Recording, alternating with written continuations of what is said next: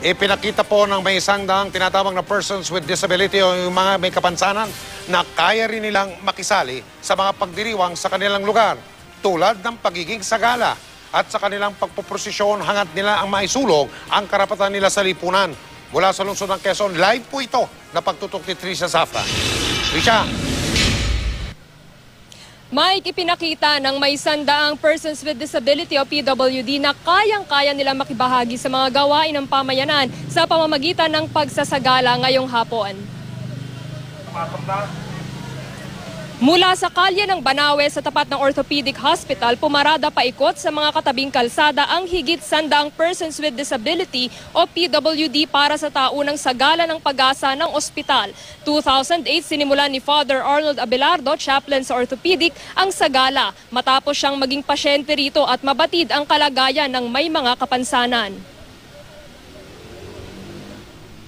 Kapansanan, dapat natin silang mahalin, bigyan natin ng halaga, respeto at i-push natin sila. Ang 20 anyos na si Dayan pinutol ang kaliwang binti dahil sa bone cancer. Tumaas daw ang kumpiyansa niya sa sarili buhat ng sumali sa sagala 4 na taon na ang nakakaraan.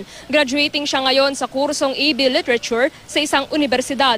Pero mas malayo pa raw ang mararating ng mga tulad niya kung PWD-friendly ang pagko-commute.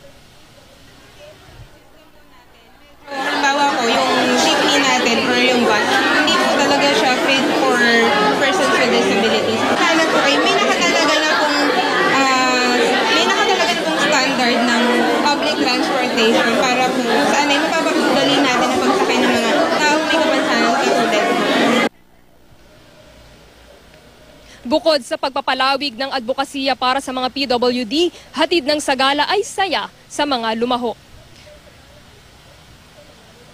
Mike, sa susunod na taon na muli gagawin itong sagala at umaasa yung mga lumalahok dito na matutugunan yung mga panawagan nila na gawing mas PWD-friendly ang ating mga komunidad. Mike?